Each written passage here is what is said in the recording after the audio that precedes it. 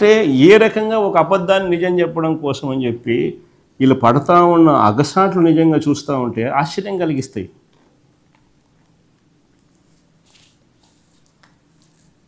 ఇప్పుడు రెండో కేసు చెప్దాం, పరకామణి కేసు. ఇది కూడా బాగా ఇంట్రెస్టింగ్ కేసు. ఈ పరకామణి కేసు అసలు ఆశ్చర్యం కలిగించే కేసు నిజంగా. ఈరోజు నిజంగా పరకామణి అనేది అసలు కేసు ఏంది అని ఒకసారి చూస్తే,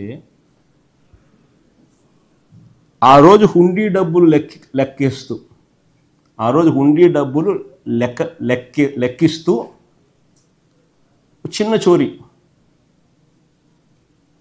9 నోట్లు, $9 వర్త్ 72,000 ఇండియన్ కరెన్సీ, $9 నోట్. అది చోరీ, లెక్కిస్తూ చోరీ. ఆ దొంగను పట్టుకున్న పోలీసు అధికారి మరణించేలా చంద్రబాబు వ్యవస్థలను దిగజార్చాడు. ఆశ్చర్యం ఇది. డ్రైవ్ చేస్తా పోతారు, సరే వినండి మీరంతా. మీరు $72,000 విలువ చేసే $9 నోట్లను చోరీ చేస్తుండగా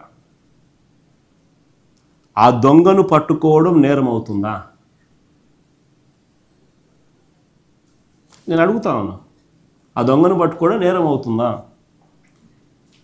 దీనికి ప్రాయశ్చిత్తంగా ఆ దొంగ కుటుంబ సభ్యులు 14 కోట్లు విలువైన వారి ఆస్తులను వారు దేవుడికి ఇవ్వడం తప్పవుతుందా? నేను అడుగుతా ఉన్నా మిమ్మల్ని. దీనికి ప్రాయశ్చిత్తంగా ఆ దొంగ కుటుంబ సభ్యులు 14 కోట్లు విలువైన వారి ఆస్తులను వారు దేవుడికి ఇవ్వడం తప్పవుతుందా? పోనీ దేశంలో అనేక చోట్ల అనేక ఆలయాల్లో ఇలాంటి ఘటనలు గతంలో జరిగాయి, కానీ ఎక్కడైనా ఇలా ఆస్తులు దేవుడికి ఇచ్చారా? నేను అడుగుతా ఉన్నా, అందరినీ ఆలోచన చేయమని అడుగుతా ఉన్నా. ఈ దొంగ దొరికినప్పుడు కేసు నమోదైంది, తిరుపతి కోర్టులో ఛార్జ్ షీట్ వేసినారు,